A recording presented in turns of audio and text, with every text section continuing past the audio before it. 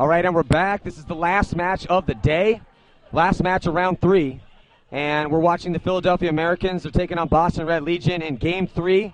Both teams with 1 win apiece, and whoever wins this match is going to be meeting the Ironmen in the finals. We just watched them with the absolute destruction of Impact. I'm lucky enough to have Alex Frazee here. Alex Frazee from Team Dynasty. So, Alex, you're intimately familiar with both these teams, and just comment real quick on. Do you think it was just fatigue that Impact just running that same line into their 9th match since Wednesday, just couldn't get it done, or what do you think about that last game? Well, I don't know, man. I'll tell you one thing, folks. It is hot out here this afternoon, and these teams have been playing all weekend long, and it's definitely grueling when you get to that 3rd game of a best-of-3 series. And yeah, it looked like Impact just didn't have enough gas in the tank to finish off that last game. I mean, especially when you're getting calls going the other way, and it just takes all the wind out of your sails. But yeah, Ironman have a lot of veterans out there that know how to handle those low body situations, and it was actually a pretty close match in the beginning, even though Impact wasn't winning any points. Yeah. But just once Ironman started running away with it, it seemed like Impact kind of just lost hope. Well, and they got those 2 major penalties, and if you look at the statistics as far as penalties total for the year, I mean, Impact was one of the least penalized teams in the league. They only got 5 major penalties the entire year, and then they got 2 in a row in 2 points. All right, so we got about 15 seconds for the start of this match. Looking at Philly right now. Tim Montressor stepping up for them. Chad George, Jason Edwards, O'Rourke, and Ryan Moorhead. See the breakout here, and Tim Montressor going to that insert. Aztec behind the snake, and they're doubling up that back center. Mirroring that on the other side of the field, Russians in the insert bunker behind the snake. So conservative breakout for both teams. That looks like Ryan Moorhead had quick up into Dorito too. Yeah, so Ryan Moorhead into D2, and he's been pretty scampy over there, man. He's been trying to get up the field. We're looking at Tim Montressor right now, or it's Jason Edwards actually, as Tim Montressor, looks like Tim Montressor died early, so the Russians right now, 5 strong, cross field, conservative breakout for both teams though. So Alex, you're coming into a match like this, each got 1 win. Do you go conservative breakout, or is it scrambled eggs? Well, I mean, me personally, I like to put together game plans to win the game. But, depending on the field layout really, dictates how you have to play it. And a lot of these teams are coming out and, they're really playing conservative paintball and going to the spots where they can prevent the other team from moving instead of actually making the moves themselves. So, these teams want to get the kills before they make the moves. Yeah. As Russians spreading the field right now, getting out behind the snake. Still nobody in the snake, though. And with just Chad George's gun. Oh, Chad George getting a G off that back corner. So Chad George wins his gunfight right there. So it's just Britnikov on this side for the Russians. They started with the Russian line, and their American line's been playing a little bit stronger. Well, both lines have been playing well, but the American line has been playing very strong. There goes All-Americans up into the snake. Chad George into snake 1. He's been playing aggressive on this side. 13-12 left, long point. And Kirill dies out of that center for the Russians, and so does Moorhead off the Dorito side out of D2, so I think it's just one-on-one right now. Nope, no. Yeah, so Chad George not knowing that there still was 1 player left over there on the Dorito side of the field. And so there's still 1 All-American player left in that stand-up. He gets taken out as well. And yeah, it looks like the Russians just patiently hammered down that Dorito side there. So Dima grabbing that flag for the Russians. 12 minutes and 40 seconds left on the clock, so it was all right.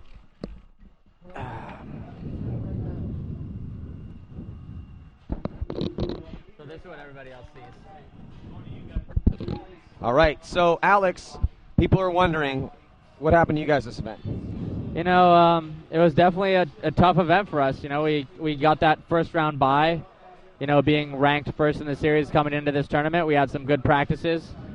We were understaffed a little bit. Todd Martinez, who's one of our key guys, wasn't able to play because of some personal issues, and he didn't get to practice with us, and he came out here late. So that was definitely a hindrance to our team.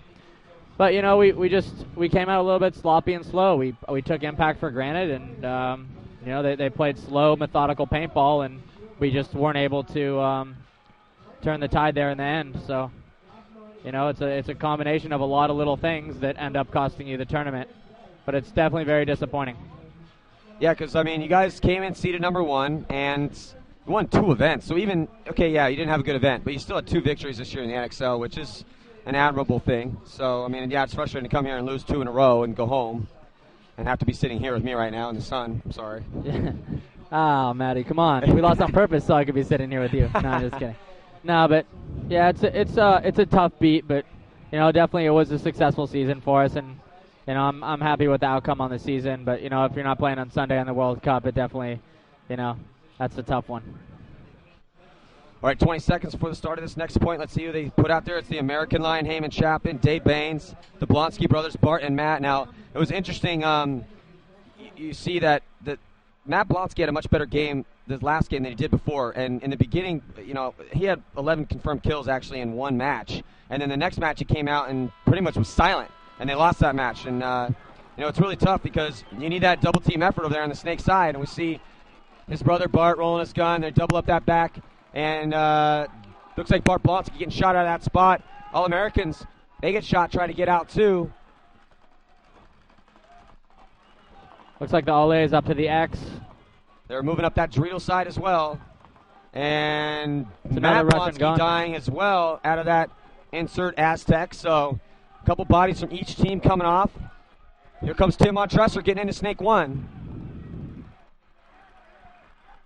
Referee's getting in there. Looks like that might be a penalty. And nope, didn't pull a penalty. Ryan Moorhead polishes off the last player. Heyman Chapin in the center and grabs that flag. So he's going to tie it up for Philly. Philly, Ryan Moorhead, nice job by hand. It's, Philly really, they're going to need to keep this. They don't want to let Boston get on a roll because that was their problem in the last match. They let Boston get on a roll. And they didn't never, when you can't let Boston score. If Boston scores 2 points in a row, it just starts to set in stone that, okay, we're going to go out and now we're just going to beat everybody, Yeah. So. Yeah, it's really, like you said before, that the Russians have 2 different lines. They have the American line and the Russian line.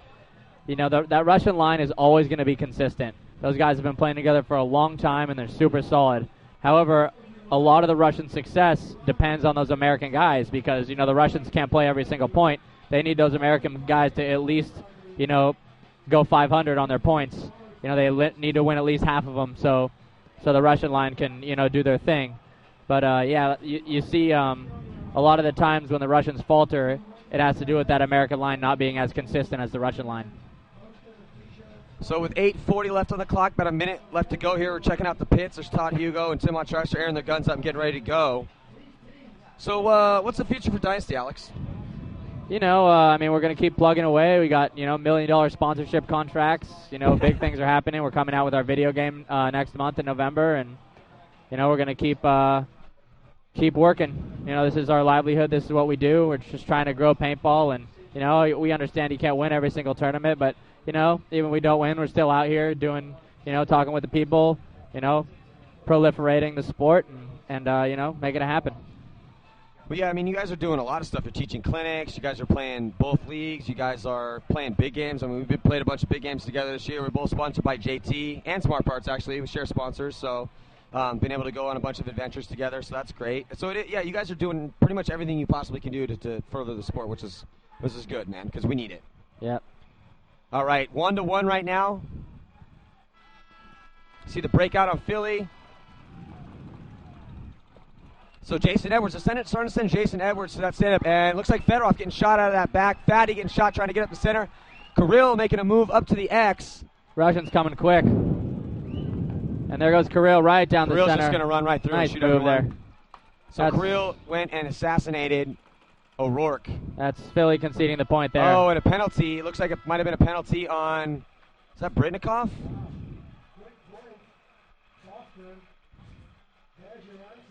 So, yeah, I saw a yellow flag go in the air. It looks like it was on Britnikov. Might have been for overshooting. Not really sure yet. I doubt it was an overshooting penalty. The refs tend to stay away from penalties like that, the kind of ticky-tack penalties. They'll make a difference. You saw the penalty. Yes, the refs definitely almost changed the game with the overshooting penalty. yesterday. It was the end of the X Factor game, and Todd Morrow put it on one of the Philly players who was kind of trying to tuck it in and have all the last seconds go off the clock. So they definitely have already called an overshooting penalty in a crucial moment, too, of the game. Yeah, I mean, that is what it is. It bugs me whenever a game is decided on some technical penalty like that. You know, it's not like the guy was playing on. He just, you know, you're out there. It's competitive. You're going to get shot a couple extra times, and that's just the way it is, you know. Yeah, especially when the guns start ramping up, you know. For sure. I mean, yeah, we're playing out here on fully automatic, and, you know, that's no joke. You're on the trigger. You know, I mean, I'm not meaning to shoot the guy a couple extra times. It just happens. Good game, dude. Getting Shane Pestana up here, coach of the Ironmen, and he's got to be really proud of his boys. They stepped up and demolished that last game. Pretty much, it was pretty amazing. So yeah, I mean, Shane, you know, just let me give you the headphones for 2 seconds, or if Alex, you give me your headphones, and you know, just take a seat real quick, and let's talk for a second. And we got 20. Stay for a couple points. You want to chill? Sure. You know, let's put this right up on your mouth, right there. All right. So. Am I all set? Yeah, you're all set, man. You're good to go. You're good, buddy. Yeah. Good. Yeah. Your team looks good. Well, we made good adjustments between the second and third game. We kind of decided that we're going to do a 3-man push. Mm-hmm. One either Doritos or Snake, and I think it made a difference. It really, that extra body. We got the guy out of back center. Yeah. You guys are on fire. Yeah, felt good, finally. Yeah, 9-0. I mean, that's only the third shutout that we've had all year. Yeah. Now, also, you got to say, though, a timeout called. Looks like Phillies calls a timeout, score 2-1. Boston up on Philly, got 5. So we're going to hit the 5-minute mark here. Okay. Also, you guys have a massive amount of depth because you guys have really spent a lot of time, you, Oliver, Dave, the leadership of the Billy, leadership of the team, building that squad. Picking clutch guys, picking young talent, aggressive players. And across the board, everyone on that team is stuns. Absolutely. Impact, they come into this game, they come into this tournament, they have to play 8 matches to get to that one game right there. And I think that, you know, it was kind of like almost like I don't know, fighters in a tournament, man. You guys are heavyweights, they're heavyweights now, but at the same time, like, you guys, it just seemed to me, body language, coaching, everything, you guys sensed that you never let up and you had them on the ropes, and instead of just letting off and be like, oh, we'll play some long points. No, you guys went out and made a statement. Absolutely. I think the big difference for us is that 22nd point in the second game showed us that if we unleash like we can win any point. Yeah. And we kind of told our kids, listen, you go forward, get your 2, and get off the field. And that's all we asked of them, and they performed. I mean, all our kids went out and did exactly what they were supposed to do, and that's just get rid of bodies and win games. So, like, number one thing you're trying to say to your guys right now in your Heises huddles, what are you trying to tell them? Attack. Attack? Just attack. It's the Ironman way. Yeah, I think my core of guys, honestly, we'll play anybody 3-on-3. And that's the way we feel, and I know I say this all the time. And I want my front guys to go get 1 or 2 and get off the field, do their job, be a thorn in their side, and I think it makes a difference. So there's a minor penalty on the Russians that last point, so they got to start with 4. And, you know, it's interesting you say that because I remember one of the most crucial points as we watched the Philly breakout here. They try to get wide. Jason Edwards able to get out there. But, you know, you used to say to me, I don't care, play aggressive. I don't care if we end up, you know, this is back in, I don't care what we end up with, whether it's 2, 3 guys left, they have 7, 10, 4, whatever it matters. You always know we can win, and in your mind be thinking, what do I need to do based on the situation to make us win this game? Even if I have to pull off a 3-on-1. You know, and then so I really brought that to heart, you know. So, all right, so we're looking out of the field right now. See the Russians getting into Snake 1. Guys, Shane, it's been hard for guys to get out there consistently and stay alive on the Snake side. On this particular field layout, how has that affected your game plans? There's 2 bunkers on the field: the tall temple on the Dorito side and the small temple on the Snake side that can kind of cross up and shut this field down. And I think that's a lot of teams are using it. You see the Philly guys are both crossed up, and they can really lock stuff down. The thing is, I think Philly's at the advantage right now. Even I don't know what the body count is, but just because they're wide. Yeah, they just filled in Snake 1. I think it's going to make a big difference. And Tim Montressor running Justin Rabikoff down on that Snake side of the field. Or actually, that was Britney. And that's pretty much it for the Russians here. So Philly's going to take this point. Penalty, though, on Philly that point. So they got a minor penalty of their own, which is going to stay on the board as we have 4 minutes and 18 seconds left and a tie ball game.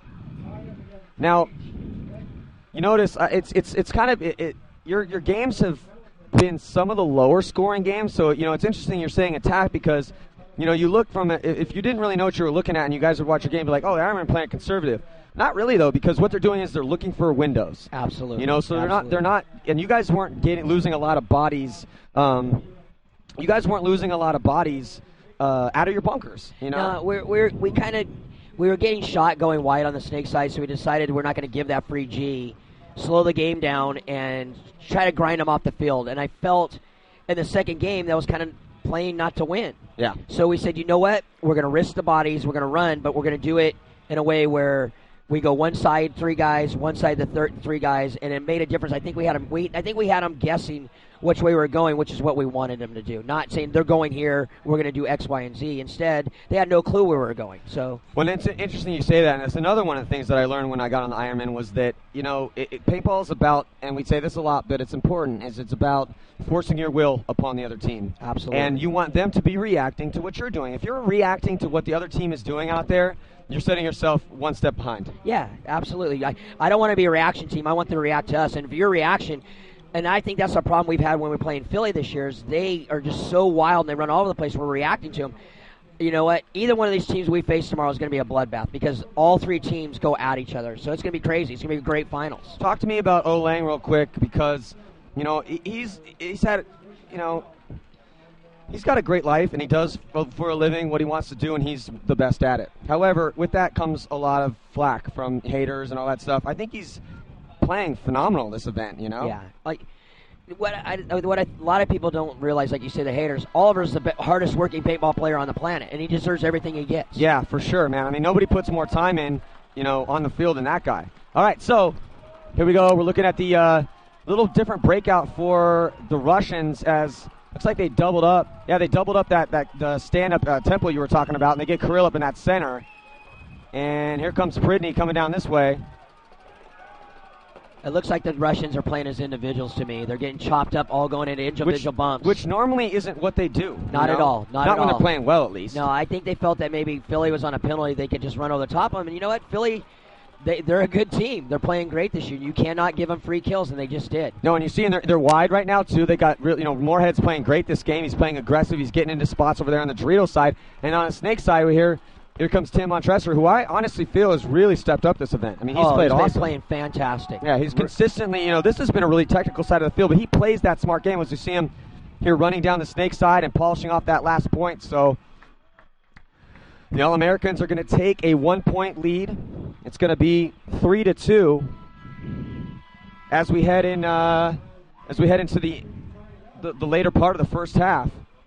It's kind of interesting though with Philly because they're one of those teams that really has had a lot of success earlier on, when the NXL first started, and then they had to go through some rebuilding years, and now they picked up Fedorov, and he's struggled in the beginning of the year. Absolutely. How do you think that they've been kind of managing their franchise? You know what? Honestly, I think every franchise, every team goes through a rebuild, and if you don't go through a rebuild, you're never going to stay on top forever, and you'll go on such a slump that you'll be out of it for 10 years. You have to rebuild, and I think Philly did it right. They had a few years that was rough. They came right back, and now they got a great team. Yeah. They're young, they're hungry. I think Fedorov was a great pickup. I think honestly, I think he was trying too hard in the beginning of the year. I think he was just trying to prove his worth or prove that he's the man. And I think now he's playing in his element and playing part of the team, and they're playing great. They're playing really good paintball right now. Yeah, they are. They're playing so. I mean, they took second at the last event, and that was their home field. So a lot of people were like, they had home field advantage. They had people screaming in stands. But it really, they definitely played with fire, but they've carried that to this event as well. Absolutely. Like we say, they have a lot of FU in them right now. Like we say. They definitely have a lot of FU in them. And that's good because they want to win. They want to win, which is great. Yeah, you need that, man. This isn't, like I said yesterday when I saw that overshooting penalty. I was like, man, this is not a church outing. This is the big leagues. This is playing the big boys. You're going to get shot a lot. People are going to yell at you. You're going to get threatened, whatever. I mean, we didn't. It's like you guys were. It was nice to us. We went to go play Aftershock. Didn't think they were nice to us when we were on the Ironman. I was 20 years old. Hell no. When you step between the pipes, there's no friends out there. After the game, we can all shake hands, but during the game, there's no friends. You got to play to win.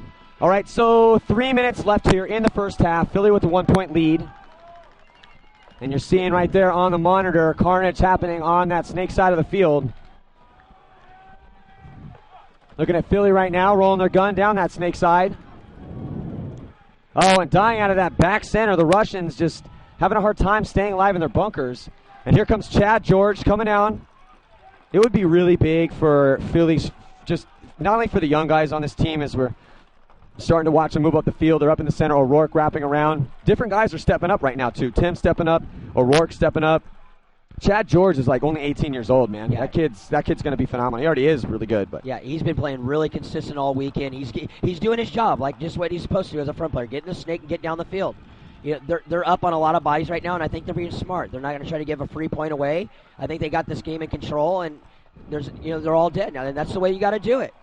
Play smart baseball. Yeah, and you're just watching. Game out. You're looking to watch the Russians just walking off, heads in frustration. That's not good, man. If I'm the coach and I just watch that right now, the first thing I would say as soon as I got on the pavement, get your heads up. Absolutely. Are you kidding me? We're down 2 points, and all of a sudden you're shaking your head walking out of your bunker. Come on, man. I honestly think right now that it may be. I don't know if they call it time. It'd be a good time for a timeout and just kind of get everyone focused again. You know, the Russians are deep. They'll make the good adjustments, but I think right now Philly definitely has the momentum of this game. They are really taking it to the Russians, and the Russians are not getting wide. And I think that's the difference on this field. If you had I'm just going to throw this question out there. You don't have to answer it, and I'm sure you're going to want to say, hey, I love all my guys, and they're all awesome. But if you had to give a most improved and an MVP award out this second to your team, who would it be? Wow, that's a good question. Most improved? Oh, wow. I have to say Scott Kemp. Good answer. Yeah, absolutely. He's been playing fantastic this event. Real quick, we got an instant replay up. Let's check it out. So you see on this point right here, looks like Heyman Chapman was in that stand-up, and they're just getting shot in those angles, and they really had nothing they could do. You know, O'Rourke's all the way on their side of the field, handling business, and both of them walking off at the same time. Dave Baines, and you see he's just shaking his head in frustration, like, oh my God, what are we doing wrong? And they're only down they're only down 2 points. It's 4-2 right now. Two minutes left, basically. So, yeah, there's a lot of game left in there, and I think at that point the game was over. I think Philly didn't run into them stupidly, and they handled it the right way. They didn't give up a free body. They just grinded them right off the field, and I think that was the right way to do it. So most improved, Scott Kemp. Absolutely. Scotty's been playing fantastic event. Coming into the event, he's been playing fantastic, and I think it helps Shorty out too, because they're 1-1. You know what's cool to see is we got about 15 seconds left for the start of this next point. Looks like a timeout has been called, Boston, just like you said. Which was a smart move. That's a good coaching move. There's only 2 minutes left in the half. Burn the timeout, get refocused. The worst thing that could happen right now is they go out and get smashed again, and it's 5-2. Yeah. Best thing to do, even if they burn the 2 minutes off, they're only down by 2 points. There's 15 minutes left. Yeah, very true. You got to get them refocused. And honestly, they could score 2 points and tie this game up before the half is even over. Yeah, so exactly. That's something they got to work on. So, how important is the mental aspect here out in this? All sports is 90% the head neck up, and honestly, in paintball, it might even be 95% from the neck up. I think it's all mental. If you're focused and the game slows up for you, I don't care who you are, you can play good. Okay, so. It was the thing I was going to say about it was cool that you got B Short and Skemp playing together on the same side. Absolutely. And they came up, Troj crew together. I always say Troj crew. They're brothers in arms. Yeah, they're brothers in arms. And then on the flip side, you also are looking like you got Johnny Perchek and Oliver Lang playing on the same side together, which is kind of cool because they came up with Dynasty. Yeah. And now they're rocking for your guys' team, so it's like, which is where O started, so. I just think that you get guys that play comfortable together, and you don't break something that's not broken. How do you figure that out as a coach? You know what? I think the guys figure it out. Okay. The guys figure it out. They're like, man, we're handling. Let us go. And I'm like, yeah, knock yourself out. Make it happen. Yeah, nice. Make it happen. Okay, so MVP of this team so far this year. Wow. I'll be honest with you.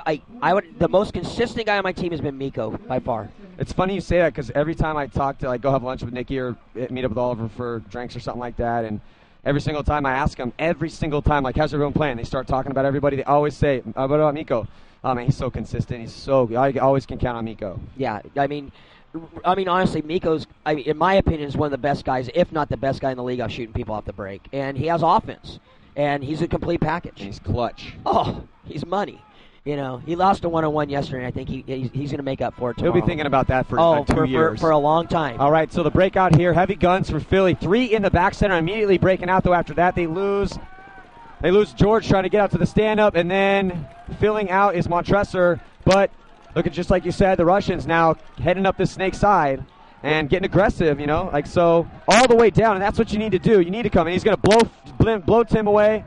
Looks like he might have got shot in the pack cross field, though. Yeah, it was definitely a mistake on his part. He did the hard work, got all the way to the snake, and didn't look cross field. He had a couple of free shots across the field. How frustrating is it for you? I mean, I talked to a lot of coaches about that. How frustrating is you as a coach when that happens? They do the work, get all the way down. At least he got a kill, though. But then, you know, it's like, and then the guy pops right up into a lane. Yeah, you know what? Like I talked about, when the game slows up, he doesn't play sloppy. He shoots that guy across field, then he kills the other guy, and then they win the game. But now it looks like they're going to lose the game because there's only one left, and he's in a really bad position. You know, you know, it's mental. It's mental. He did all the hard part, and he just did not let the game slow up for him. If he had taken a deep breath, they win the game. Yeah. They win the point. You know, it's not the reason why they lost, but he could have won the game for him for sure. Yeah, now you're looking at it, and here comes Fatty. Now he comes down the snake side. Edwards was stunning over there on the Dorito side of the field, and now they're going to win another point. So now instead of winning a point and going into halftime down 1, now they're going to go into halftime down 3. Yep, absolutely. It's mental mistakes, and you know what? Edwards has been solid all year. You want to talk about most improved? Yeah, for like the past 2 years. Yeah, he's their Miko. Yeah, he is their Miko. Yeah, he's a fantastic player, and he's. You know, I personally don't. I know him through the circuit, but he's a really played well this year. You know, and he's a pretty mellow guy, man. Like he's not the guy. You never hear him talking and getting all loud up in anyone's face. He doesn't complain. He doesn't complain about getting bonus balled. He just goes out there, gets in the grind, does his job, and shoots people. Exactly what you said. He does his job. Yeah, and that's the bottom line. And on that team, they needed players like him. He's a staple. He's their back line. He can close games out. They got those guys running all over the place. You need players like that. Yeah. Okay, so heading into halftime, you got 5 minutes to pump your team up, figure out the hell's going wrong. You're down 3. You're Boston Red Legion. What would you do now?